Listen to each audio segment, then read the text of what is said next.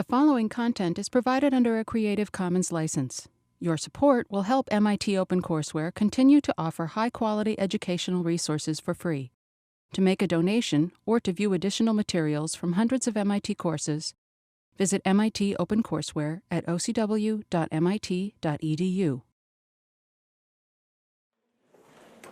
Thanking everybody for coming back. I think there'll be a few people coming in late, still hitting the send button on the papers.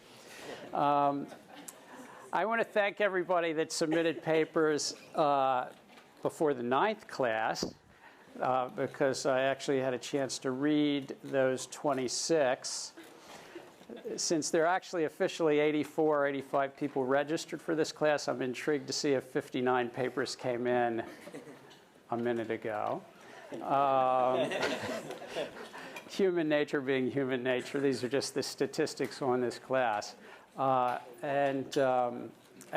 those of you who may have seen, I chose that part of the experience here is actually eyes-on, meaning my eyes on your papers and giving comments. If you don't want the comments, you just want to grade, you can always give me a heads up and send me an email, and I'll take less time. I want to compliment everybody. They were good. I mean, there's a good engagement, a good dialogue. You will see occasionally that I don't give you everything you want back, but a couple observations.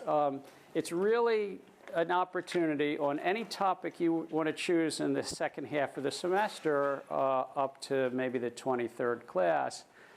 Please, if 70 of you handed in on the 23rd class, that is your right, that is your option. It's just going to be harder on Sabrina, Talita, and me to grade.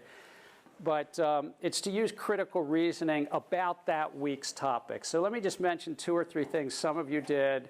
I'm not going to be harsh about it, but some of you did that's not what I'm looking for. I'm not looking for just addressing the 3 study questions. The 3 study questions are about us together here and just to sort of talk. Secondly, I'm not looking for you to take a reading from 6 weeks earlier and describe that reading, or 3 weeks earlier. It's about if you choose in the future to take November 15th. I know November 15th because we're going to have it's going to be our second time with outside speakers, and it's a really important time. If you look at that class, to write something on that class when we're fortunate enough that Jeff Sprecher, who's the Chief Executive Officer of the Intercontinental Exchange, and Kelly Loeffler, who is the Chief Executive Officer of BACT, are going to come and do a class with us about payment systems and what ICE and the New York Stock Exchange is trying to do in payment systems. Well, I'm just using that. If you write about that, it's really about that, not about everything earlier. And when we get earlier, I'll probably say more about that class. And we were fortunate to have one of America's true great entrepreneurs join us, and Jeff Sprecher, that week, who's from scratch created a $50 billion market cap company in 20 years. So those were my comments. The papers were generally good, really looking for critical reasoning, ground truths. Where do you take something? Some of you brought a great narrative voice, by the way. I have to compliment. There were a handful that I really found. You're really good writers in addition to being good business students. So those are my thoughts. Today I'm going to go through, and we have an interesting guest next Tuesday, but I'm not going to say anything more than that. You'll find it fun. Tuesday the 16th. What's that? No, Nakamoto, Satoshi Nakamoto. No. Any other guesses? I'm not giving any clues, but I will tell you you'll have fun next Tuesday the 16th. Be a guest you will not see at any other class. So today I want to talk, Tom's thinking about it, right? Intrigued. We're going to talk a little bit about finance. Now, just as a way of background, I've spent 39 years in finance, so this is just my chance to take 80 minutes to talk about finance with all of you. We did have readings. It will tie into it. So overview, we're going to talk a little bit about the readings, of course, as we always do. three slices of finance for a moment: finance and financial institutions. What is a financial institution? What does that word mean, and how do we think about it? Finance and regulation, finance and technology. So three quick slices of finance. What is credit? What's capital markets? Again, a broad sort of Gensler's view of it maybe, but still I think it's grounded in academic literature. Then what are the risks? I spent a bunch of time at Goldman Sachs. One of the last things I did as kind of the co-finance officer was also sit on the firm-wide risk committee. And so sort of bringing insight into what is risk management in finance, or at least in the capital market side of finance, and crises. I'm going to spend a couple of minutes on the '08 crisis, some perspective from a guy who lived through it, and then some of the opportunities in the blockchain world. We'll try to wrap and be out of here at 3:55 as usual.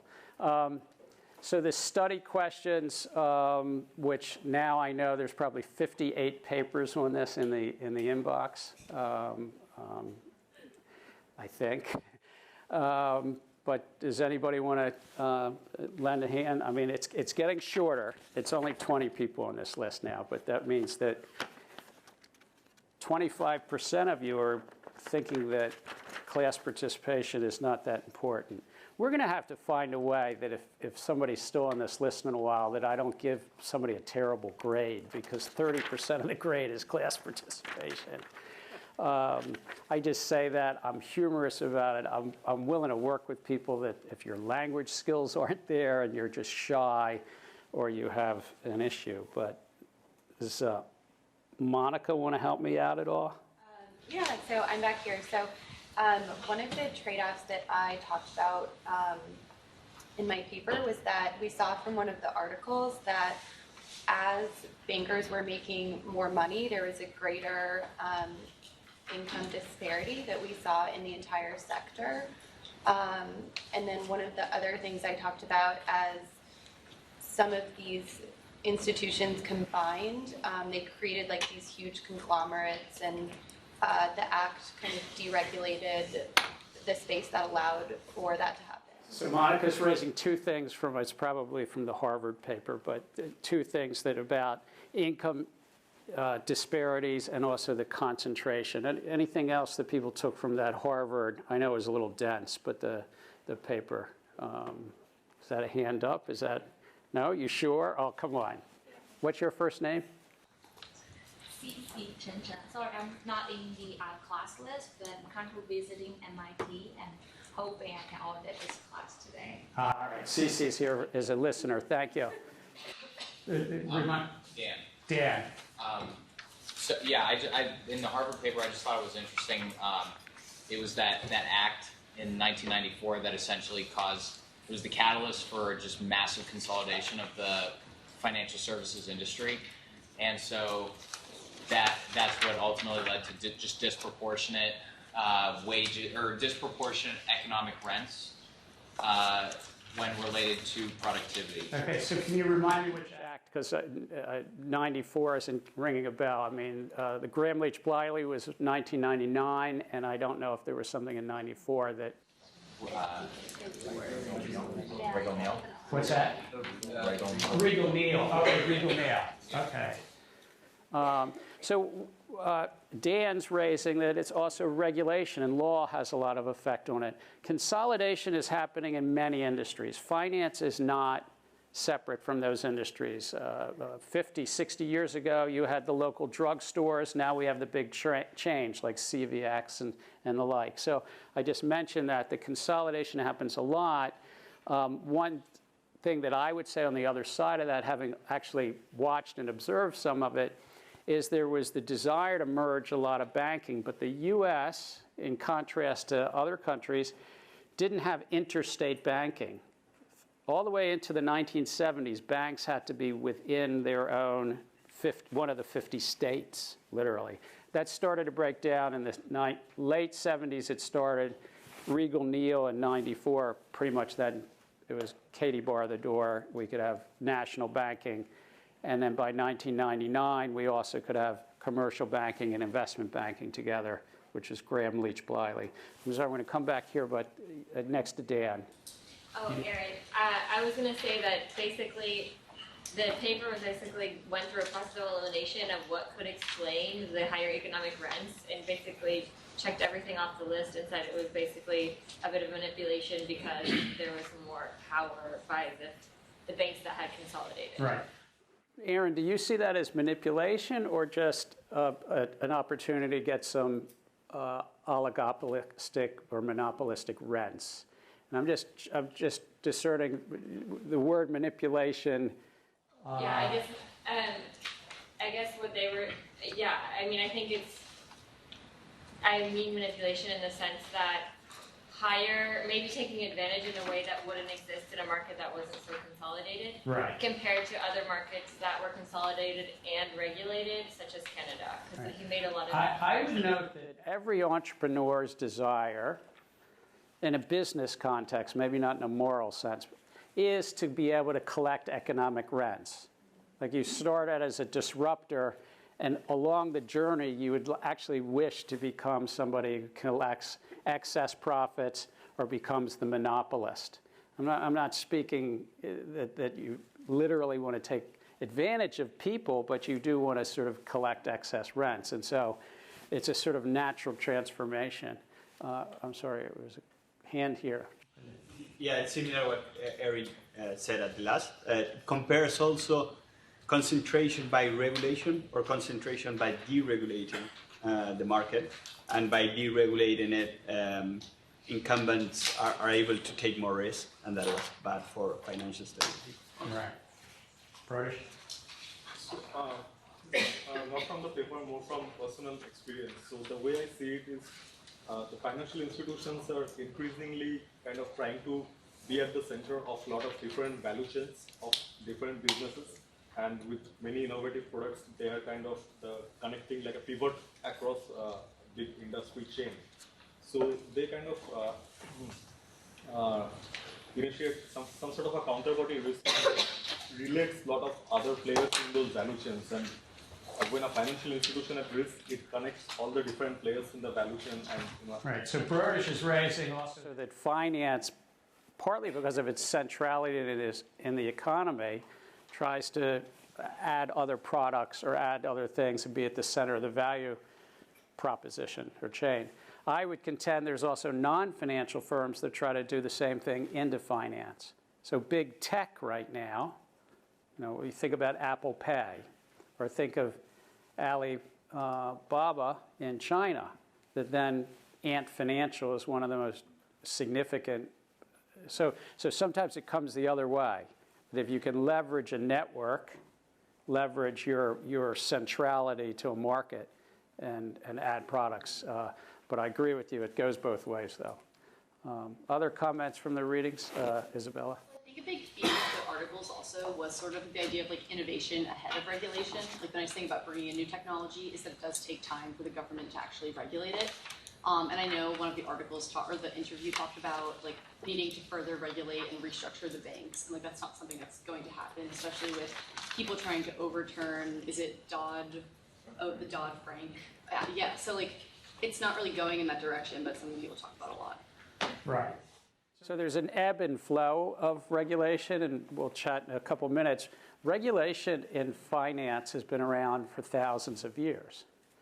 I mean, literally, back when the Hammurabi Code was being written, there were regulated interest rates. We went through a long period in Europe where actually it was illegal to charge an interest rate for hundreds of years in different societies. So there's an ebb and flow. Now, it's much more complicated today in a sense. And Isabel's just mentioning that Dodd-Frank passed in the US was a post-crisis reform. That would be a time period you would think, well, maybe the public, through its legislative body, will lean into doing more regulation. And then as you move away from a crisis moment, you see some easing up. And there's always a sort of an oscillation over the decades. Why don't we take one more? So. So I think one of the other interesting things that the article brought up was the case of Citigroup, which basically highlights the trade-off perfectly. So on the positive side, if you look at Citigroup, what it's trying to do is it's trying to provide universal services. So it's a one-stop shop for all your financial services. Whereas it's argued that one of the things that should have been done post the crisis was to break it up, because the problem with having a universal one-stop shop is that if it fails, then it's an obligation on the Fed to actually prevent it. So it becomes Adrian's raising something about Citigroup or Citicorp that became a sense of a one-stop shop, a shopping center of financial products, and maybe it should have been broken up. But who wants to tell me what Sheila Bair, who was the head of the Federal Deposit Insurance Corporation, said? Because she, in that interview with Sheila, she talked about Citi. Alpha? Yeah, she said she almost, I guess, regrets not letting them restructure and letting them fail, because it created this sort of moral protection that people thought that the larger ones would be protected, and that these are large, inefficient institutions that shouldn't survive. Kelly, were you going to add something to that? Yeah, I was, and I thought her interview was, it's kind of hard to read out what she's really saying, because it's toned with like little strings of bias. Obviously, one, because she's been through that crisis and pretty much brokered that deal, and two, because she throws in political maneuvers, so it's hard to tell what she thinks is necessarily like best for the health of the financial system. Like she says, bank profits are good, dividends are robust, they've got big tax cuts, they should be building their capital buffers. So. Right, but you mean it's hard to tell where Sheila is on Citicorp, for instance? Well, and also the state of like how, you know, a lot of what she says is the banks get too big to fail. Right.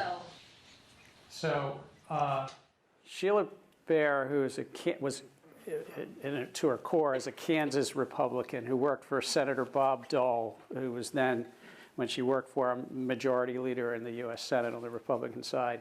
It's kind of a bit of a prairie populist, if those terms mean something to the class. And she got into the role of running the FDIC and saw early, but frankly a little earlier than most, that there was a problem going on in mortgage financing and credit lending and the ease of credit in the U.S. When the crisis really hit hard, she was part, ultimately, of the team, not at the head. Usually the chairman of the Federal Reserve and the secretary of the Treasury, or in any country, it's usually the finance minister and the head of the central bank, who is somewhere in a war room sort of setting, literally in crisis and rolling conference calls and meetings, trying to sort through things. But Sheila was certainly, you know, at that next level in our multifaceted regulatory system in the U.S. And I read her reading, and also just knowing her personally, and I was with her last Friday at a conference that I guess she arranged in Washington about the crisis. I think her reading was what Alpha's saying. I think you're correct. She is a political actor and is proud of that. I mean, that's her lifeblood and where she's been for 30 years. But she's also deeply a policy person and tied to sort of populist vein in her. She would have probably preferred to see Citi restructured or taken over because of what Alpha said, that there is a, quote, moral hazard, that the markets might think, well, there's always going to be a bailout waiting for the largest of the banks. That would be the translation of what she said there. Let me hit upon, so what is the role of finance? What's the central role when we simplify it all down to its essence? We have a dozen masters of finance in here, so what are they teaching? And what's Andy Lowe teaching? I don't know. Is anybody taking Andy's intro class or no? Nobody wants to tell me the role of finance? Here we go. Are you a Master of Finance student? No, I'm an MBA. Yeah, MBA. Who's a Master of Finance? Oh, no. All right. What's the role of finance? Very simple. It's like elevator stuff. I guess it plays an intermediary between like different functions of business, and also like helps the society to All right, so intermediary helps society. What's it intermediating? The two things it intermediates. Finance students. They allocate resources and also risk. Resources and risk. So they move, allocate, and price. Really importantly, price, allocate, and move money and risk. Just easy pictures. Money is something of value and risk. And you will see this hourglass on a whole bunch of slides because I've thought about finance for the whole 40 years I've been around it as an hourglass. Wall Street is sitting right at the neck of the hourglass. Intermediaries. I thank, what's your name? Joey. What's that? Joey. Intermediaries of financial assets and liabilities, because there's both sides of the balance sheet. They can move around assets or they can move around liabilities. Again, at the neck of the hourglass. So what are the key functions of finance? I'm going to list 4, but what are the functions of finance? As opposed to a role. Anybody else? There were other hands up. Sure. Capital allocation. Capital allocation. I'll take that. It's not what I was looking for, but it's good. Market making. Market making. Capital allocation, market making. Jerma. Payment. Payments. Providing liquidity. Providing liquidity. I'm agreeing with all of them. You should have written my slides. I should revise the slides. So I say it's basically investments, basically the store of value, and credit, in essence, borrowing value. Remember what money is. I know Ross is looking at me like, It's the two sides of we have this social concept of money that goes back thousands of years, and at some point in time, what if I want to store the value or borrow the value? It's the two sides of it's, again, centered on a social construct. And thus, financial intermediaries sit right at the neck of the hourglass and transform risk as well. It could be a bank that's transforming risk, short-term deposits, or then loaned out long. So right at the center of the banking system, the commercial banking system, is what's called maturity transformation. Short-term deposits versus long-term lending. And it's not something we're going to do away with. In fact, we should say that's a good thing. But because there's maturity transformation, you can also have what's known a run on the bank. What are the key sectors? I'm going to throw a bit up here, 6 or 7 sectors. But what are the sectors you think about as maybe some of you worked in? This is like easy. Insurance. Insurance, one. I don't remember your name. Ross. Ross. Asset management. Asset management, insurance, asset management, Anton? Banking, broker. Oh, wow, that's 2 sectors, commercial banking and brokers. Private equity. Private equity, I'll call that asset management. All right, so I put commercial banks. Sometimes in the US we have 7,000 or 8,000 credit unions and 9,000 commercial banks. Investment banks and brokerage firms. In Europe, in many countries, they're universal banks and they're inside commercial banks. But they perform a little bit different function. Commercial banks think about taking depositors' money and then lending. The central thing about commercial banks is a credit allocation, pricing of credit, underwriting of credit. The central thing about investment banks is still has underwriting, but it's usually related to market-based rather than using their own balance sheet, but market-based securities and brokerage. Insurance is a risk transformation. I need to be covered if I get into an auto accident. I need to be covered if my house burns down. So thus, I buy that insurance, classic forms of insurance. And then all forms of asset management and collective investment vehicles. I make it as 2 different buckets because a collective investment vehicle is when you actually put something into a shared balance sheet, like a mutual fund. Asset managers are really just getting paid a fee, but the two overlap. And of course, all the infrastructure of exchanges and clearinghouses. It might end up employing a quarter of you on one day, but I think about the different sectors. When you're thinking about use cases for blockchain, it could be in any one of these sectors, in any one of these functions. Financial markets or capital markets, what's the difference between primary markets and secondary markets? Kyle. Kyle. Primary markets was when you issue a share that's new to the world, like you bring a company public. All right, I'm going to pause you there. It's a good answer. So Kyle, is primary market is when an issuer, if I can add a word, an issuer is issuing a security for the first time and receiving something of value, which we call money. That's primary. Primary because it's the first issuance. What's a secondary market? Hugo. Trading of those later. So primary markets, secondary markets. It's relevant not only because they have different market structures and different ecosystems, but they tend to have a little bit different regulation as well. Which has the higher volume in the secondary markets? Secondary markets. There are so many issued bonds and equities over the market. But the primary markets, bond is maybe some interval issue, but the equity is a random issue for each company. Well, what's interesting, though, the secondary markets have much more volume than the primary markets. The ratio is not the same market to market. Some markets, there's a lot of profitability. If you're thinking about finance and where you can make your own businesses and money, there's a lot of juice in the primary market. There's a lot of activity and very illiquid or not tradable secondary markets.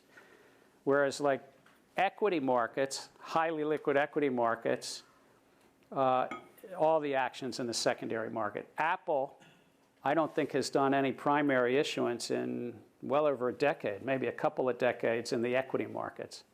But certainly the secondary market for Apple stock is quite robust.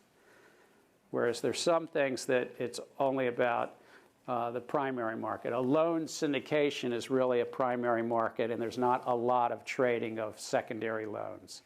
So it's not all in one place. And again, when you're thinking about use cases, that matters because is it high volume or low volume? Is there a lot of juice? Juice is the margin, the profits, the earnings. Non-technical term, sorry.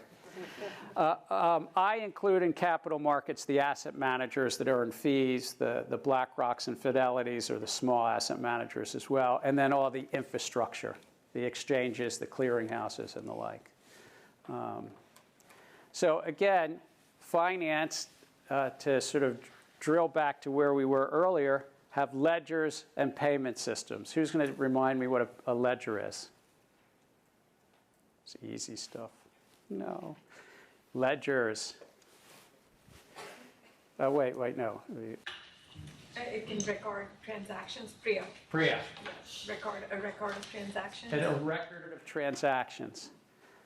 I know you're tired and you're quiet, but if I were to give you an exam, one of the 20 questions I would give you on vocabulary is ledgers, because ledgers matter to blockchain and blockchain matters to ledgers.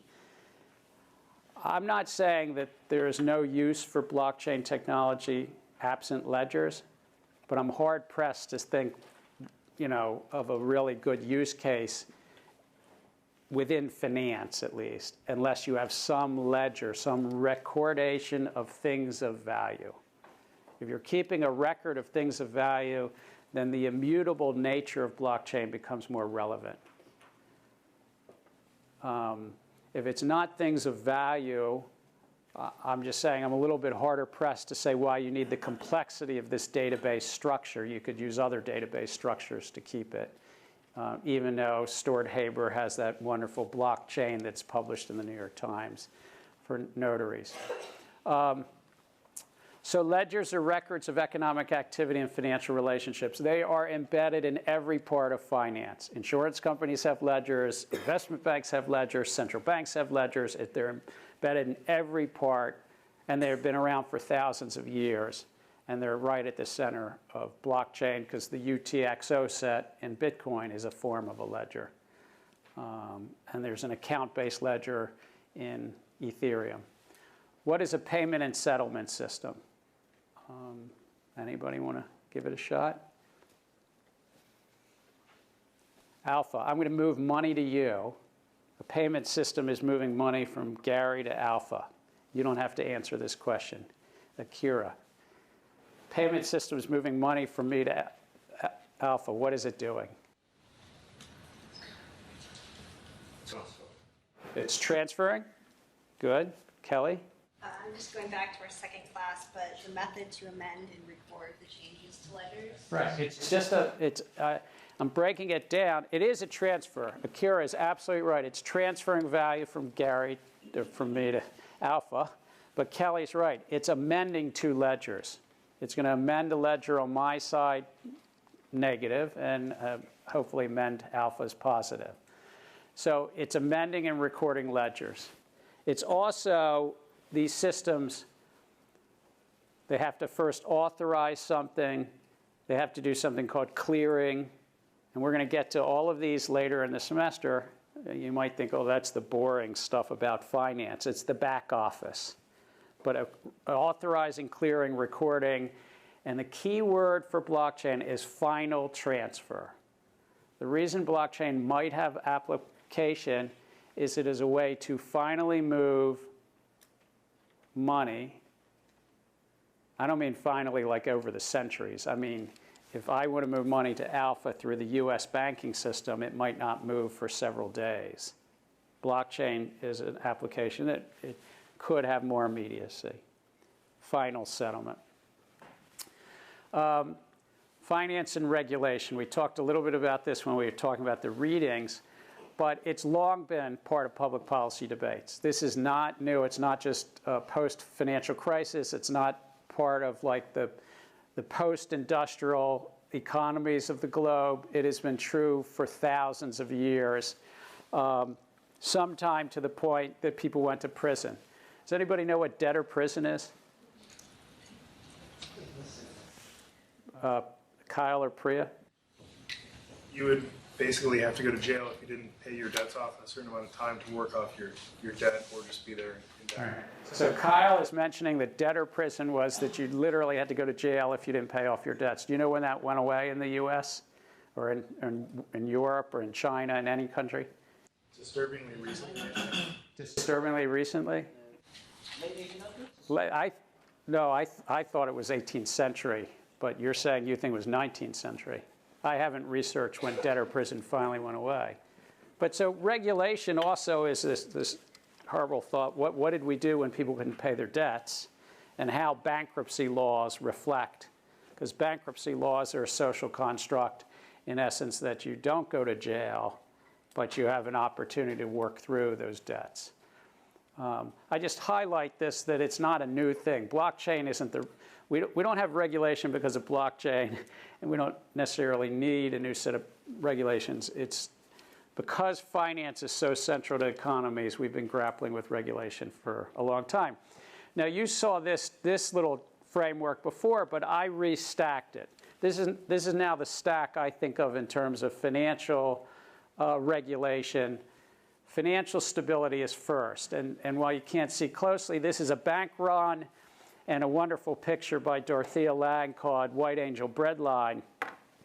But this is basically financial stability is probably the first and foremost thing that regulation around finance has been for a couple of centuries.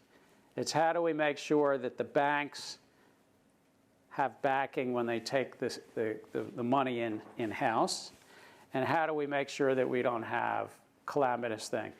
And even before fiat currency, well before fiat currencies, we had economic cycles that had boom and bust. Like in the 17th century, the tulip bulb craze. The tulip bulbs in Holland, I guess.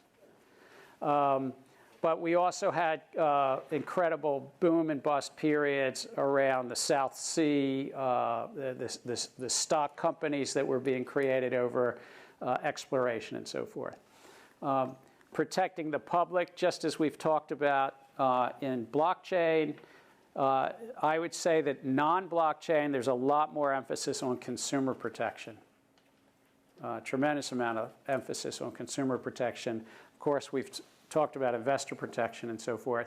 The illicit activity conversation we've had all around blockchain is important around finance, but it's not the leading, it's not the tip of the spear. It's not where this debate has been over the decades or centuries.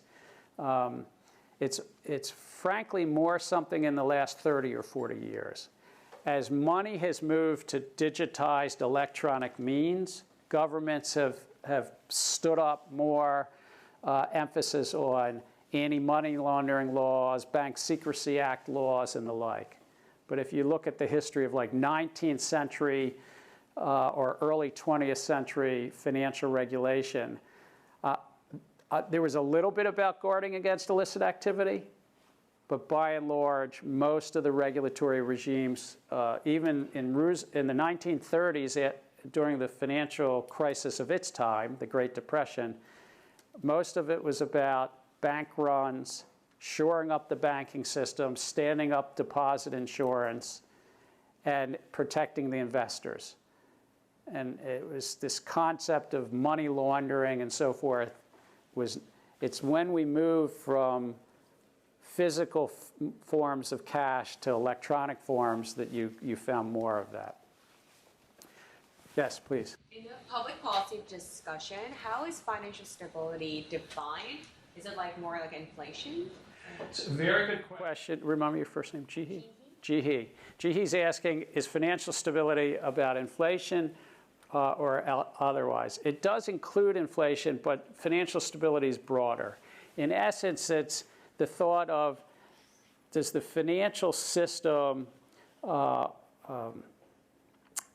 lead to instability in the economy? And what is true, again, for probably a couple thousand years, but the research that you can read Ken Rogoff's book. I don't know if any of you have ever read Ken Rogoff's book. It was a wonderful book about the history of crises and economic cycles that came out 4 to 6 years ago. And I could get you the name of it. But finance adds to and leads to booms and busts.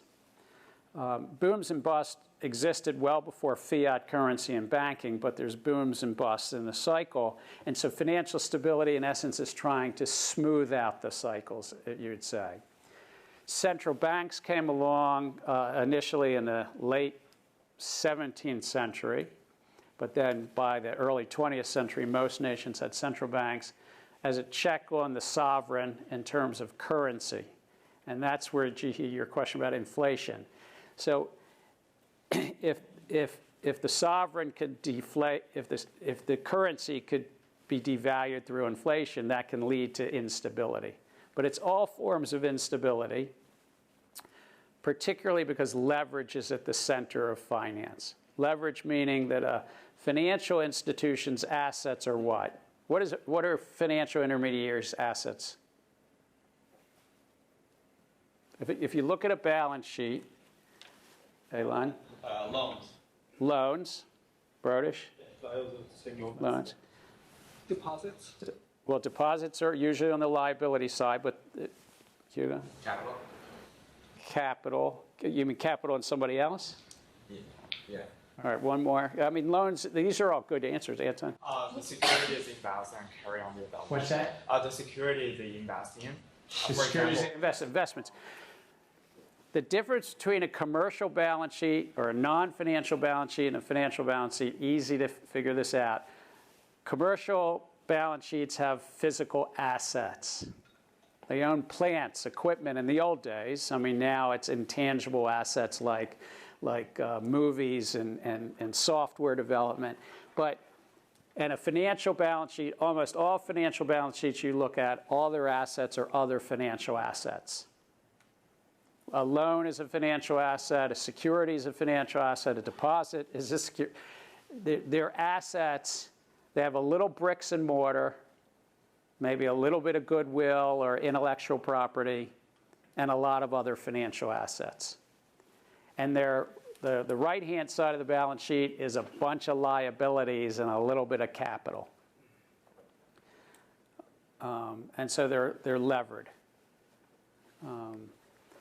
And that leads to instability. Finance and technology. I contend finance has long been in a symbiotic relationship with technology. It just depends on the technology of its time. Blockchain is just in that long history. And we've talked about it. Money started, looking like this. We've sort of gone down this path. Or then technology came along and it could look like this. But it's all technological evolution, or at times revolution, that we went from that to paper money. Now, sometimes technology veers off and we have private banknotes instead of fiat notes and so forth, but it's just forms of technology. And the modern money, fiat currency, is just another evolution in technology and regulation. So that's why I'm saying it's sort of finance, regulation, and technology all have this symbiotic bit together from debtor prison to where we are now. And thankfully, we don't have debtor prison. Yes? Yes, as a consequence of reading the briefs for today's class, I was kind of thinking that maybe it's the very nature of the financial market and its configuration, big companies with very high barriers of entry because of the regulation and the substantial capital requirements, that their relationship with technology innovation hasn't been that fluid in the recent years up until the recent showing of fintech startups. Because there's a certain sense of complacency in the sense that they've been approaching technology innovation. You see current incumbents, and I was surprised by kind of noticing the same here in the United States. Big banks still use really old legacy systems, and they can innovate by incrementally. They put the brand new mobile applications on top of those. Eric, I think Eric's raising at least 3 points, but maybe there's 4 or 5, and I missed some.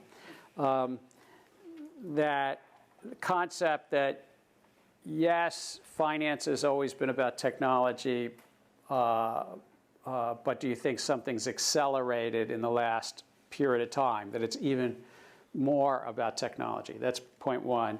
Point 2 is they seem to be slow at adaptation, that they're really kind of lumbering with a bunch of legacy systems, and they're slow. Those were the 2 main points. Maybe there's a 3rd or 4th.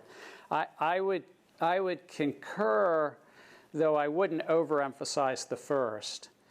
They had to grapple with what it meant when the telegraph wires came and the telephones came. I mean, maybe not in the same, maybe it has accelerated, but it was still, and it's said that, they said that the people that did the best in the London Stock Exchange about 200 years ago, the Battle of Waterloo happened. Does anybody know where the Battle of Waterloo? I mean, it's before me, too. I wasn't around then. So, thank you. Is that good? What's that? Waterloo in Belgium. In Belgium. But who was the great general? Who was? Wellington. So it's said that Lord Wellington sent carrier pigeons back to London. This is supposedly a real story. Those carrier pigeons carried the information, and the traders in London who got the carrier pigeons traded before others knew the results. The carrier pigeons, in a sense, were the technology of the time. So I'm just saying the intersection of technology and finance, particularly for those who have the best carrier pigeon, it works. Now, I used to use this story sometimes at hearings when high-frequency traders would be coming in front of the Commodity Futures Trading Commission, and they go, oh, the chairman's going to pull out his carrier pigeon story again. And they said, please don't call a high-frequency trader a carrier pigeon company. But my point is I think you're right, Eric. I think it's accelerated, but it's not that it wasn't. And I do think that the big incumbents are sometimes slow to adapt, And that's part of the opportunity of blockchain. Blockchain may not be better than what they're doing, but blockchain might be the tool of a disruptor to get someplace that the incumbents are too invested in their current legacy system to get there. So it might be that opportunity to get underneath what they're doing. Elan. Are you talking about building a bank that is built on blockchain as an opportunity to disrupt the banking industry, or using the blockchain within the activities of the Well, bank? see, that's not a question I'm going to answer. You all get to answer that in your final projects. And I suspect you're going to be narrower. If your project is disrupt and build a whole bank, I look forward to reading the project. But I suspect you're going to be a little bit more targeted. And that the most successful opportunities, to the extent any will be successful, and most will fail. But to the extent any are successful, my hunch will be more targeted than that. But I leave it to the creative minds in this class. Fiat currency we've talked about. It's a liability of commercial banks and central banks. It's accepted for taxes and legal tender. I do this in terms for repetition. Because if this is a class today about finance, I can't do it without talking about fiat currency. And yes, it relies on a system of ledgers. Sorry, had to get that in there. But ledgers at the central bank that has an entry that there's 9,000 commercial banks in the US. I don't mean to leave out any other country, but the form and fashion is the same. If there's 600 commercial banks in the UK, and I don't know the number, or there's 1,000 in China, it's always sort of that same thing. One big ledger at the central bank, and then every bank, commercial bank, has a reserve account, and that reserve account is on the master ledger at the central bank, in essence. So this is just some of the technology of ledgers from the proto-cuneiform. The IBM 360 in 1961 revolutionized finance. And IBM was not only the best disruptor company, but it was revolutionizing finance. That IBM 360 really started to get adopted in a lot of finance in the 1970s. In the 1960s, there was the paperwork problem. The New York Stock Exchange had to shut down for a couple days in the late 60s because they basically had too much paper, physical limitations for finance. Payment and settlement systems have come a long way. That's Thomas Jefferson writing a check to himself. But a check from Thomas Jefferson to himself in 1809 was a form to change two ledger accounts. Telex, believe it or not, there were still some telex machines when I started at Goldman Sachs in 1979. I was 6. I was 21. Telex machines were a very big innovation in the 1950s that allowed for the communication and sending around. Now, they're overcome by the important technologies later. All of these technologies were before the big boom in what I'll call cryptography and how to secure communications and the whole form of public key and private key cryptography and other forms of cryptography, all of which are used in banking today pre-blockchain.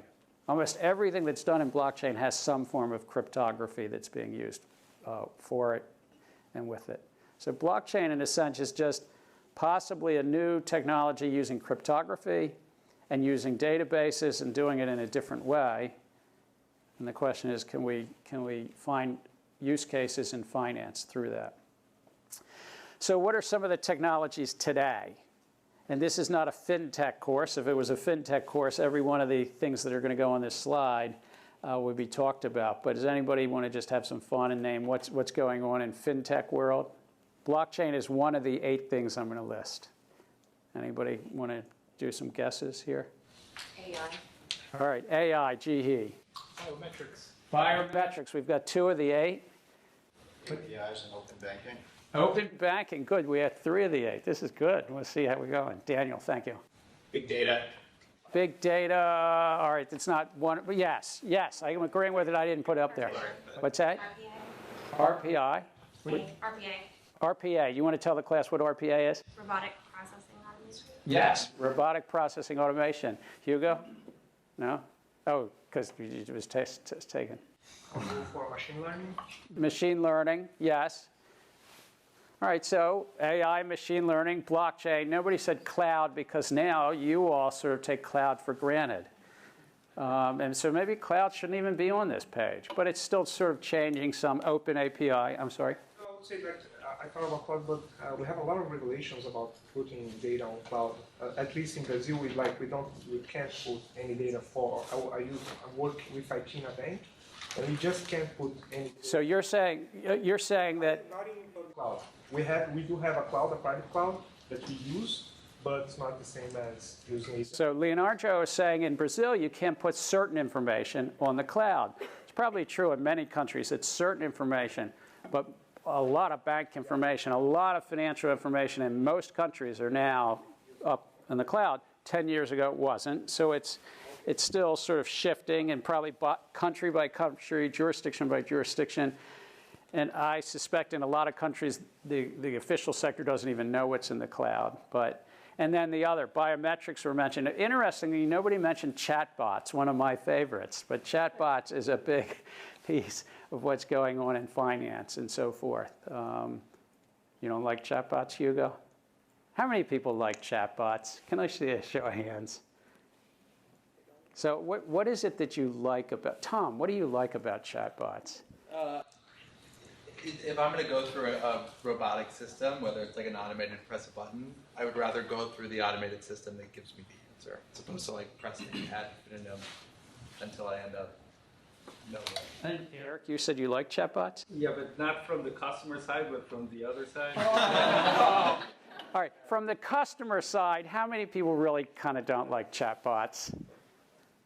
All right, I mean, it's not a great customer experience, but maybe that's where somebody's going to spend a lot of technology and money and ingenuity, and some Sloan MIT group will solve that it's a better customer experience.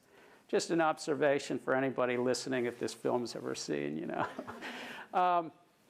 Credit. Let me just sort of say, what's credit? I earlier already defined this, but what is credit? It's basically borrowing something of value, but importantly, with an agreement to give it back later. As old as time can be. It probably goes back 20,000, 30,000 years. Some of the earliest writing is about what it is.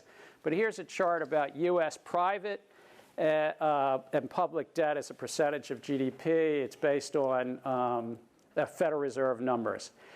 I got a chart. I looked hard for this, 140-year chart. And just if you can't see it, we are currently, the debt in the U.S. is about 350% of our economy. Our economy is 20 trillion, and debt totals around 70 trillion. Just easy math for these days. When did it peak the last time was in 1929 at 300%. We zipped past 300%. We had the 2008 crisis. It's sort of been coming back down. I'm not suggesting we're going to come all the way back down to 140%.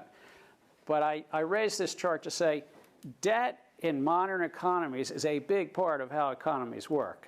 The U.S. Total credit market, those are the slices: government, commercial, financial, household.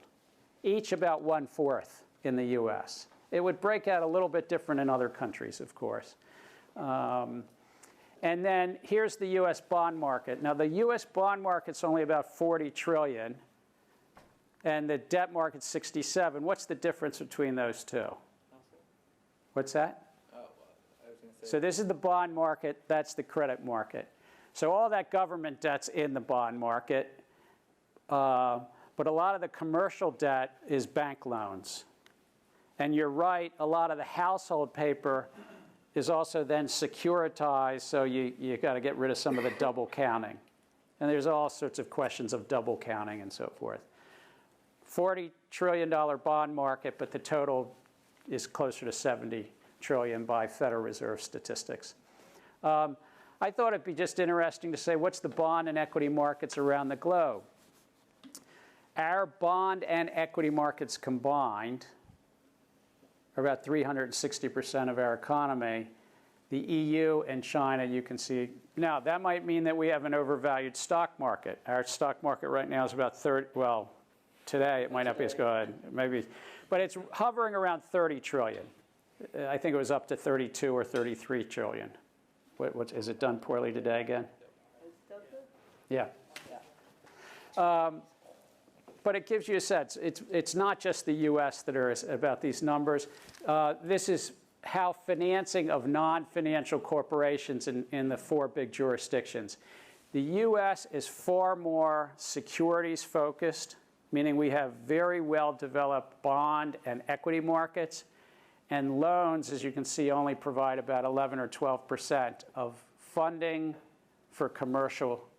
If you're a small company, you get your borrowings from a bank. If you're a big company, you go out in the securities market. James. Are these publicly traded companies or just any company? I didn't do the research. SIFMA, which is the Securities Industry Association, puts out a report annually, and I grabbed these from the SIFMA report that came out 2 weeks ago. So I could look at the report, but I don't know. I think it's more than public companies. I think this is broadly the economies.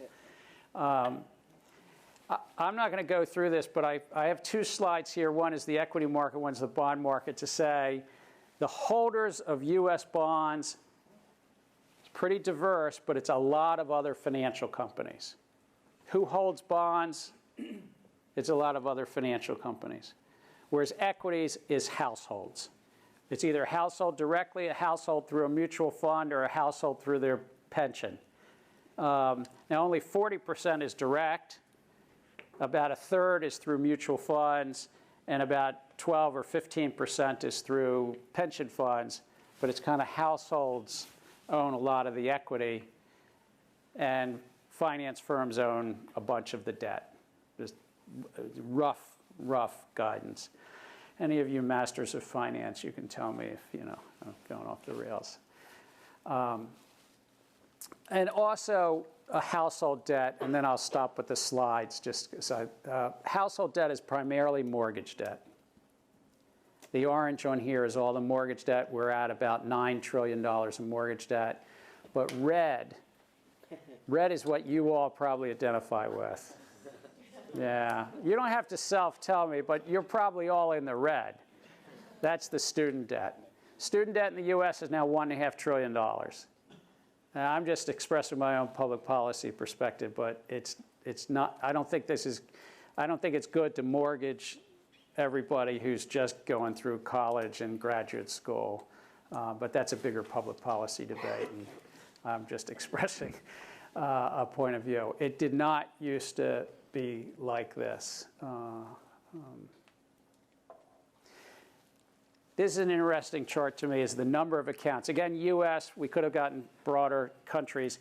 There's 500 million credit cards in the U.S. There's 328 million Americans. There's about 1.6, 1.7 per population. But auto loans and mortgages, which are the left axis, are 70 or 80 million. So these are big markets. These are just numbers of people who have an auto loan, or number of auto loans. These are numbers of mortgages. And then HE is home equity, revolving. These are the 4 big slipstreams of household debt. Mortgages, number 1. Student debt, number 2, unfortunately. Credit cards, and then home equity. And auto loans are, I can't see on this chart, but auto loans are behind them. Let's talk about risk. This is a couple of ideas from my time in risk management. Anybody want to give me the 3 big risks if you were managing Goldman Sachs you'd be worried about on a daily basis? Not whether the euro is going to crash, but broad topical risks. What are the 3 or 4 big risks? Idea? Market risk. Market risk. Credit risk and operating risk. All right. Market risk, credit risk, operations. Any others? Counterparty risk. Human capital. Human capital, that's a good one. I like it. It's usually not taken up in a risk committee, though. It's an important risk, though, but it's not usually taken up. So what do I have? Market risk. all sorts of different types of market risk. Credit and underwriting. Credit is will somebody pay me back? Underwriting is usually, have I judged the risk well? So it could be an insurance risk as well as underwriting securities. 3 things I didn't hear from you all. I'm not surprised I didn't hear, but these are the 3 that lead to crises. Market risk, credit risk, and underwriting risk, even if firms blow it, they usually do it. And usually the board of directors understands it. My experience in looking at failed firms, it's liquidity, funding, and settlement risk. Liquidity means, can I sell something when I want to sell it? Or can I buy a hedge or cover when I want to cover? Funding is, can I roll over my funding, because so much of finance is about short-term funding and long-term assets. And it's usually misunderstanding liquidity in a crisis. You can sell things all day long when things are good. But when markets start to get frail and thin, your liquidity dries up. So it's a crazy thing to model. It's a very tough thing. I mean, great economists, great finance academics can model it, but at the end of the day, it's a little tough because it goes away fast. And it's kind of a funny mathematical formula when you see something just go away. And the math doesn't matter when you can't sell something and you think it was worth 98 bucks and you can't sell it for 88. And the other big one is model risk or correlations.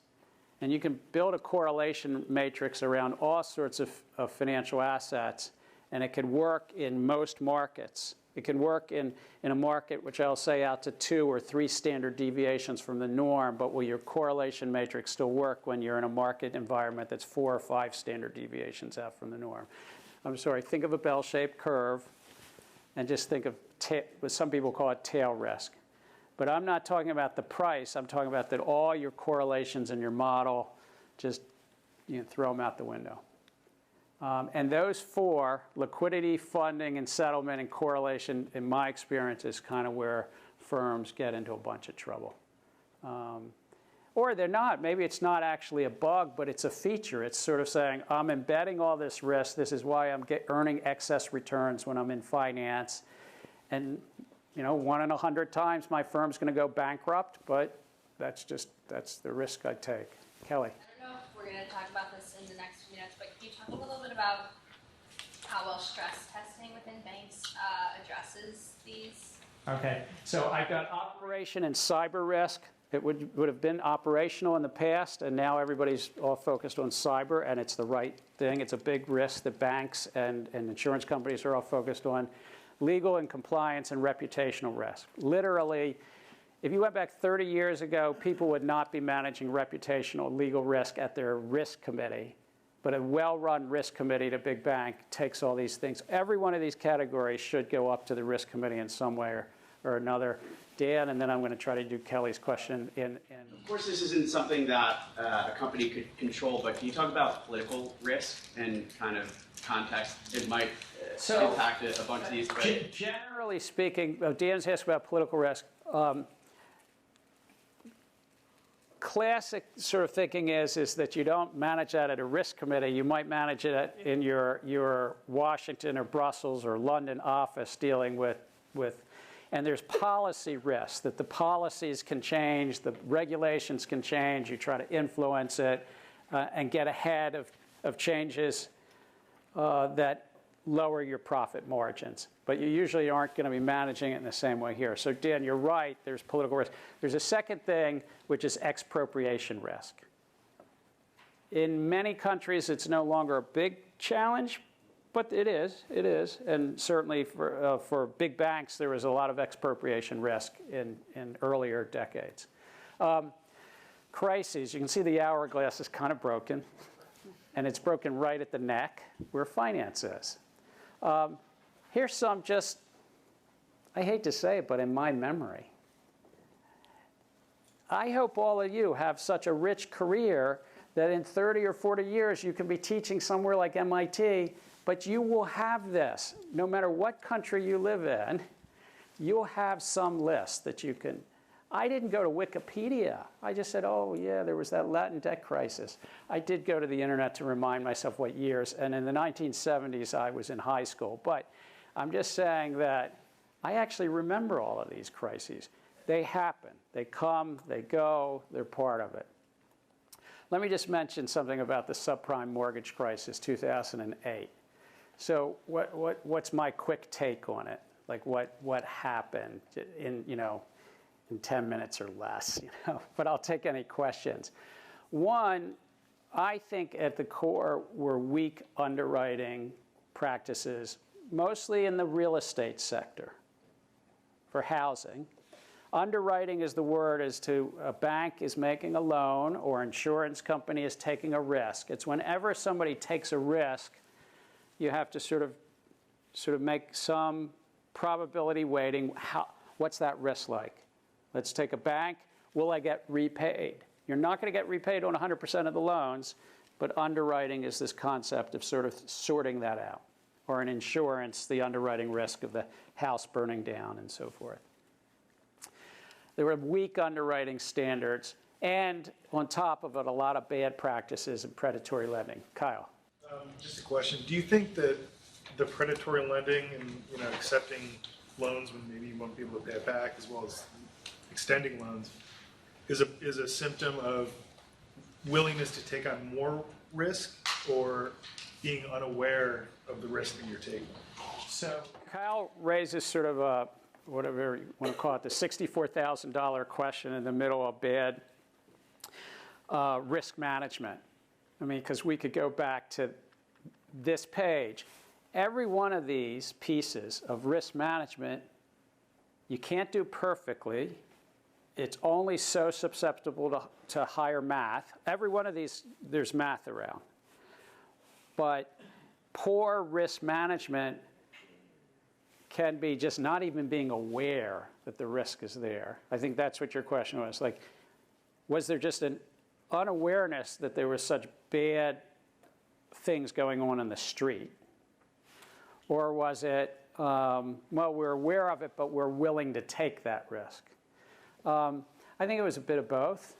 I think that the major investment banks, the Lehman Brothers and some of the others that were underwriting a lot of the subprime mortgages were aware that there were no doc loans, no document loans was called no doc loans, that the down payments were shrinking because that was susceptible to math, that you could see that was lower and lower down payments.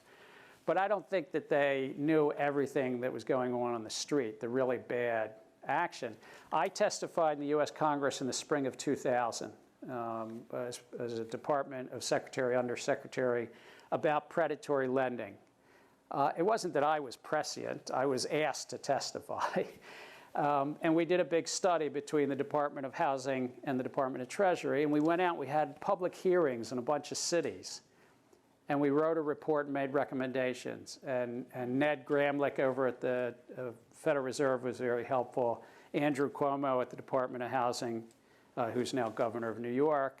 And I was running point at Treasury. So it was known, in a sense.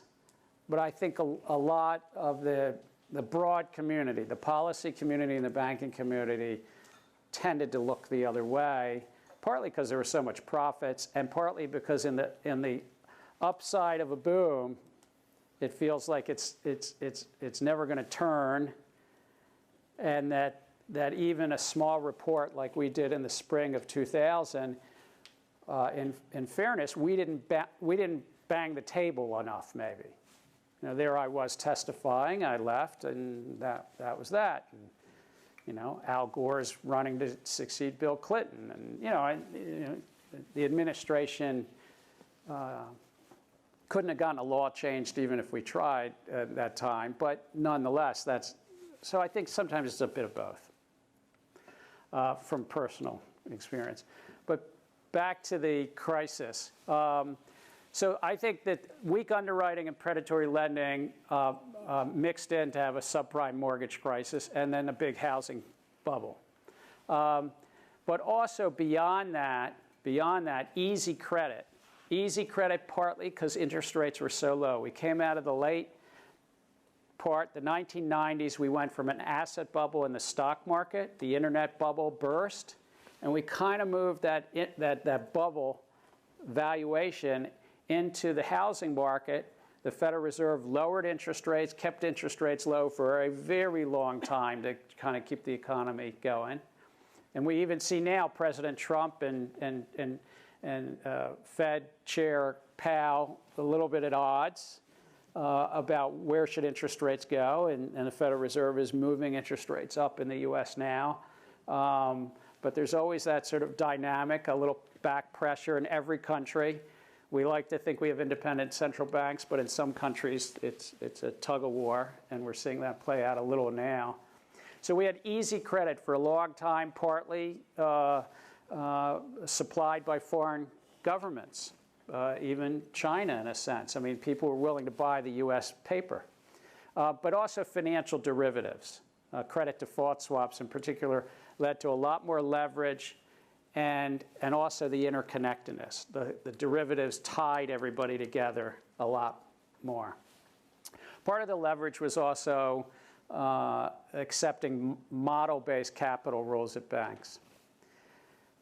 The other thing is I think we had a lot of poor risk management, back to Kyle's point. So poor risk management, incentive structures. The basic incentive structure at banks have a lot of bonuses, and some of you worked at banks, but on some level it's sort of heads I win, tails you lose.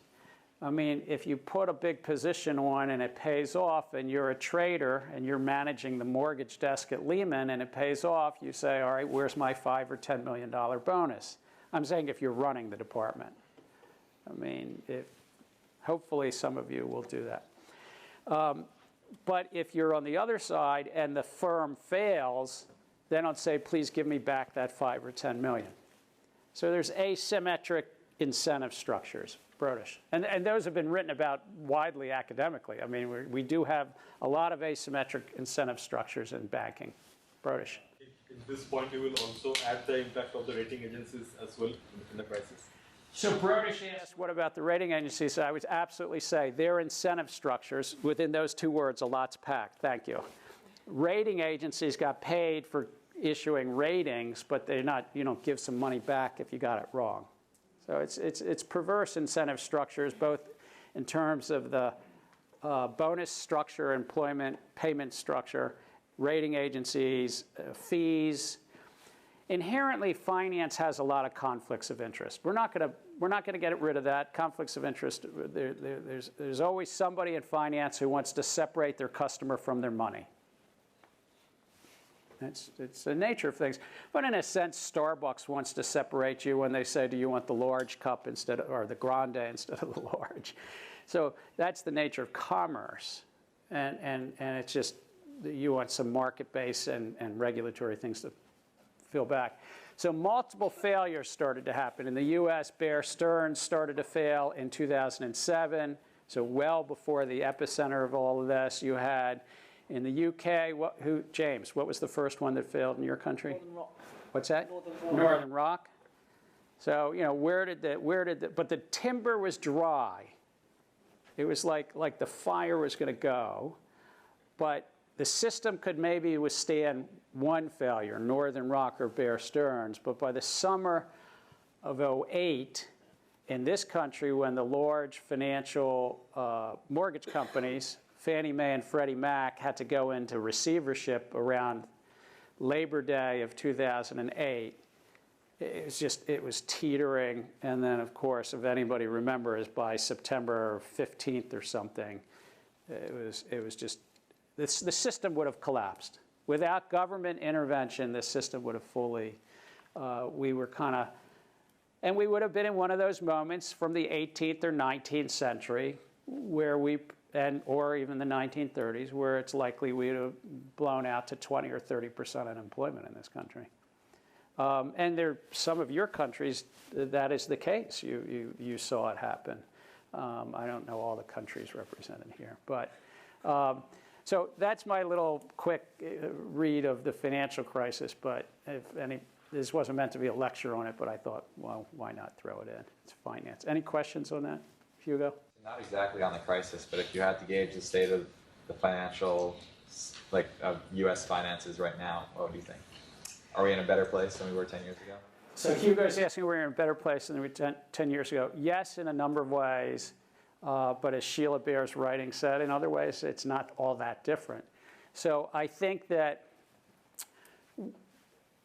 we have high valuations in the stock market, but it's not a levered asset class. So real estate bubbles usually are very higher probability that a real estate bubble will lead to calamitous outcomes because there's a lot of borrowing against the asset bubble. So what we had in 2008 and you had in Iceland when the banks failed, in many countries when you see huge failures, it's when you have a real estate bubble with a lot of borrowings against it. When the revaluation comes, the debt on that asset class is higher than the valuation on the asset class. And that's usually leads to some either calamitous outcome or government bailouts. And it takes a while. Debt-led bubbles. A debt-led bubble is much harder. So back to today, I think we have a bit of a bubble because we've had low interest rates for a long time. We've had pretty good economic growth, even though it's not fully and equally shared, but a lot of economic growth. I think the banking sector is stronger. It's more capital. One of the results of the reforms in Europe and the US is a lot more capital in the system, meaning less leverage. But on the other hand, the banking sector is a bit more concentrated, and concentration leads to additional risk. The other thing, and this is maybe my feeling, is as we're not sharing the economic well-being broadly in the economy, the middle-income America, middle-income Europe in particular, is not sharing as much. I think that that hurts us in two ways. One is if we have the downturn, there's not as much, all economies these days are led by consumption. There's not as much ability to respond with consumption. And two, I think it also tears at our social fabric. And now I'm talking more about the political, but it's sort of, there's less of a social fabric for consensus when things hit. Sorry. Going and touching on the consumption aspect, I think Sheila mentioned that consumer spending was a big part of the financial crisis, and she suggested that instead of providing relief to the banks, what the government should have done is provide relief to consumers instead. And I was wondering what your take on that is. So Sheila Baer's point was we did a bunch of things bailing out big institutions. We didn't help homeowners enough. I think factually she's correct, and then you have to say, are the adjectives correct? Like we did provide trillions of dollars of support for big institutions and not for individuals. And there's where the debate is and all the challenges. I think it's correct. Tim Geithner wrote a book, if you ever get a chance to read it. It's very lively and easy to read about the crisis. And he said sometimes it's like, bailing out the arsonist. I think those were Tim's exact words in his book, but if I'm wrong, sorry, Tim, for misquoting you. But it's a hard public policy challenge that Ben Bernanke and Tim and others were facing at that point in time. But I think Sheila's right factually, and then I leave for you the policy debate. Let me just mention the financial sector, I'm closing on this, legacy customer interface. When you're thinking about any blockchain solutions, as Eric said, it's legacy. Are they slow? Are they moving slow? It's got to be data intensive at some point. I don't think blockchain has a lot of use if it's not data intensive. Are there economic rents? If there aren't economic rents, it's probably less likely you're going to be able to tuck in. But if there's big economic rents, like 2.7% on payments and the like, that might be a place you can tuck in with a new disruptor strategy. Sometimes there's concentrated risk. We talked about that. or the infrastructure costs. I know there was earlier talk about counterparty risk and so forth.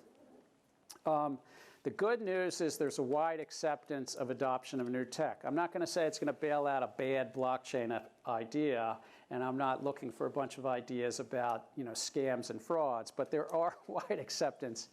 And there's 7.5% of the U.S. economy, and similar numbers, probably 5 to 7% of most economies are in finance. By the way, because the capital markets and the equity markets are about 500% of the economy, it's about $100 trillion when you add up all those other slides. Finance earns 7.5%, so that's about 1.5% VIG. That's an old term from the gambling house. What's the VIG? What's the take? Finance takes about 7.5% divided by over about 500%, or it's about 1.5%. That's not true everywhere, but asset management might take 50 or 80 basis points. Banking might take wider, but largely that's the opportunity that I keep mentioning. Let me just mention one more thing. I'm going to skip through this. Next week's readings, October 16th, you'll have a surprise guest. You'll have some fun with the surprise guest. I guarantee you. I guarantee if you just want to have some fun, you'll remember next Tuesday for a while. But I added an additional reading that's from today.